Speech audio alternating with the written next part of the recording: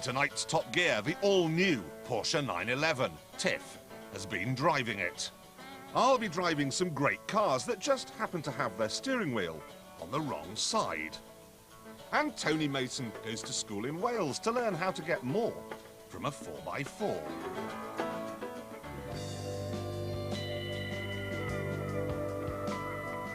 The Porsche 911 has been with us for an amazing 34 years. OK, it's had more facelifts than Elizabeth Taylor, but it's retained the same concept. The smooth flowing front, the steeply raked windscreen, and the engine stuck right out at the back.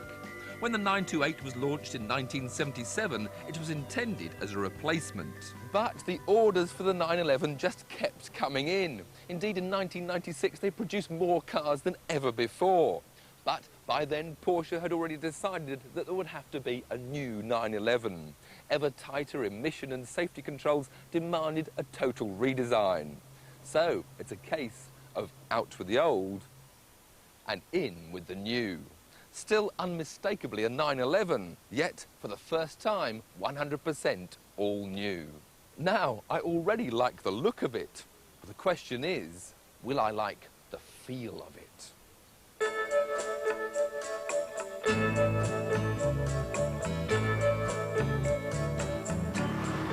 Yes, it feels good.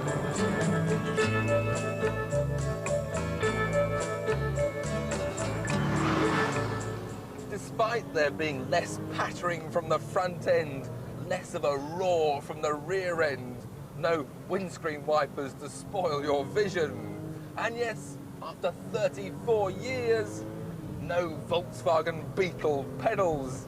Despite all that, this is still a 911. But that lack of roar from behind is the clue to the only real move away from the original 60s concept, because for the first time, the engine is not air-cooled.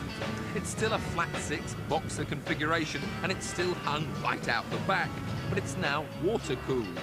While the capacity drops from 3.6 litres to 3.4, the power is up 15 brake to the magical 300 mark, equal to the once awesome turbo version of the 80s. At the moment, only the coupe is available, with the cabriolet due out next year, the turbo hopefully in 1999, and then the Targa sometime in the next century. This must be the safest car in the world. Not only does it have wall-to-wall airbags, just in case you do get involved in an accident, but it's also got this superb road holding, solid acceleration, but safe overtaking, and the most powerful brakes to prevent you from having an accident in the first place. These brakes are all part of Porsche's ongoing GT racing program, and they're simply superb. Look, I'll demonstrate. 50 miles an hour, fourth gear, cruising along, and it just stops.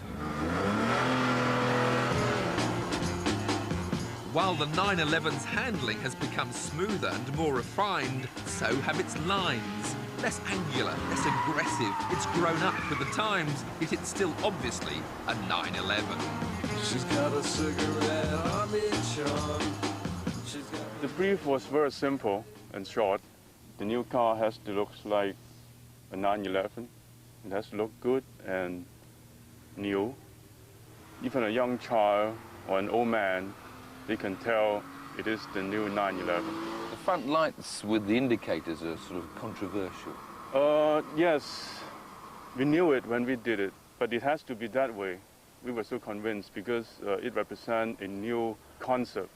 We are integrating all the function into one module system. People will be looking forward to a turbo version sometime. They'll then want to put a big wing on your pretty rear end. Well, I mean, we are looking into a lot of other alternatives to solve the turbo problem. But on the other hand, Porsche would not be a Porsche without turbo. Or should I say, as long as there is a Ferrari, then we will always have a turbo. There's bound to be some resentment with the fact that the new 911 has the same nose as the Boxster. Indeed, the front lights are identical. But the 911 was drawn first. The new car is a little longer, a little wider and fractionally taller than the model it replaces. But as a car to drive, it doesn't feel any bigger at all. Indeed, it's only 1 inch wider on the outside, but thanks to the doors being pushed out, it's actually 3 inches wider on the inside, so you're no longer rubbing shoulders with your passenger. But despite all this extra room, the car is actually lighter than the old 911, 50 kilos lighter. So added to that extra bit of power the car now has, 0 to 60 is now down to just 5 seconds. And if you live in Germany, you can pull 175 down the autobahn. She's got a paradise camouflage. At just under £65,000, this coupe is actually about £500 cheaper than the older version, and you're getting a lot more for your money. It's true, some will regret it's not quite the feisty handful of old. It's become more of a long-legged cruiser, with second gear good for 72 miles an hour.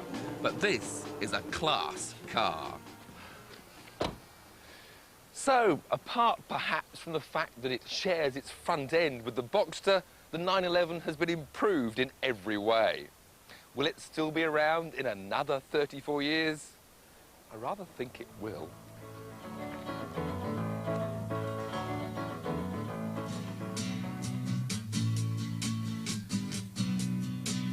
Top Gear recently road tested yet another batch of rugged off-road recreational vehicles.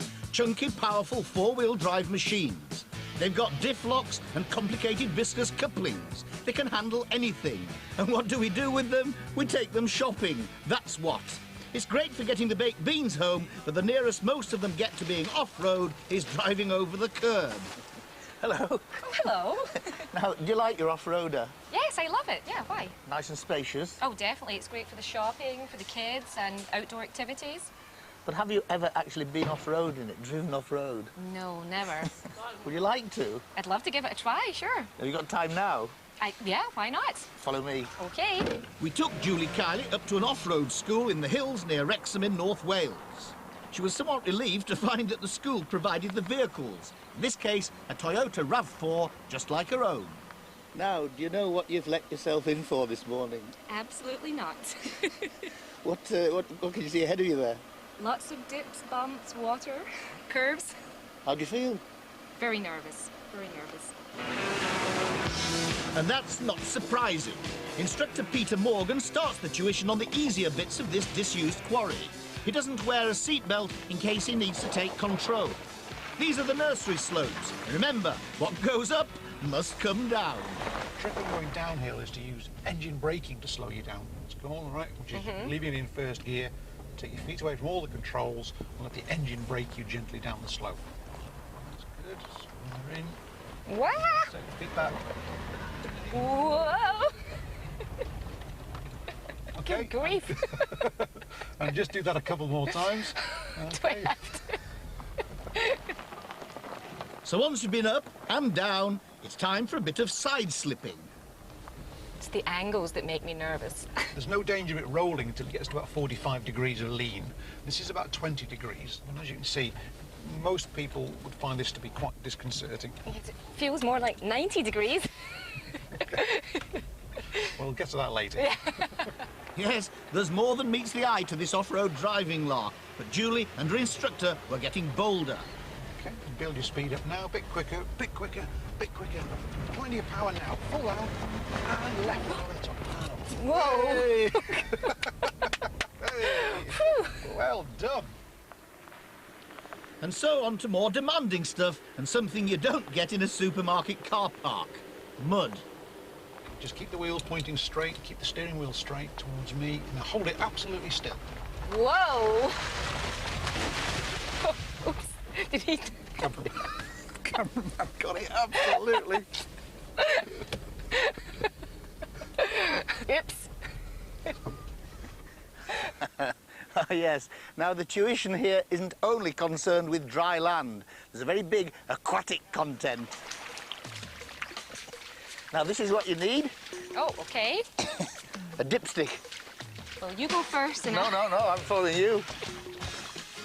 So far, so good. Off-road vehicles can handle water well, but it's vital to check for depth and obstacles. Then it's a matter of moderate to high-ish revs and not too much speed. Mark it. Okay. Okay, and as you drive across, obviously drive around this. Right. Thing is to drive through, not too quick, not too slow. You can just, you know... What does that mean? Well, you'll see. Very smooth. The going was getting tougher, but our intrepid housewife was taking it all in her stride. Now get your wheels on either side of this big hole. That's it. Up to me and touch. One side, that's good. Up to me now. That's good. Whoa! Okay, well done. You're a bit of a natural at I this. like this. This is fun.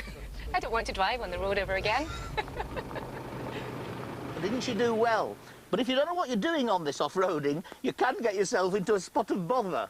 But thankfully, there's an advanced course where the water's deeper, there's more mud, and there's some really big hills. On the right, I'm going that way. I'm on board a Toyota Land Cruiser Colorado, one of the biggest off-roaders around.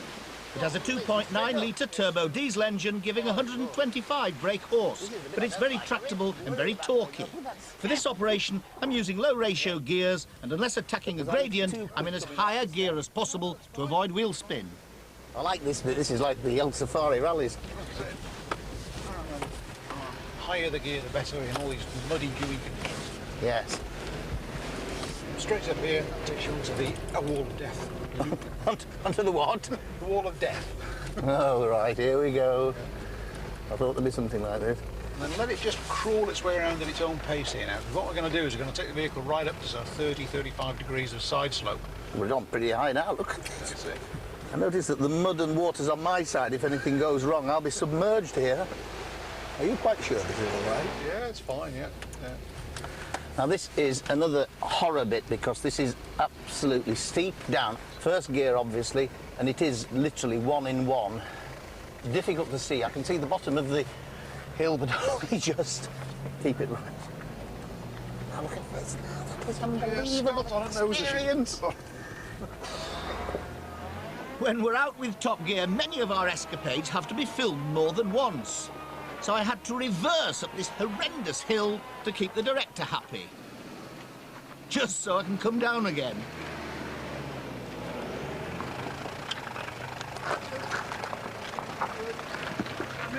That slope conquered, I was allowed now to tackle the champions only section, a nasty rocky staircase with a horrible gully in the middle.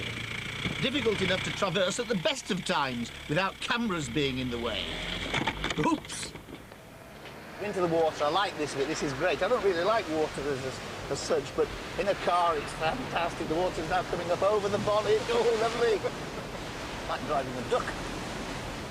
That's good. Turn right at the reeds here. Now remember, not too fast, and don't let the bow wave come over the bonnet. That was first class. Well done. Was it? It was. That was absolutely spot on. Yeah, you got your gear selections right. Good speed. Yeah. Thank you. That was great, really exhilarating. I tell you what, it gives you so much confidence. I really feel I could conquer any continent. The one thing I've learnt, though, is masses of throttle control. That's what it's all about. That and plenty of practice.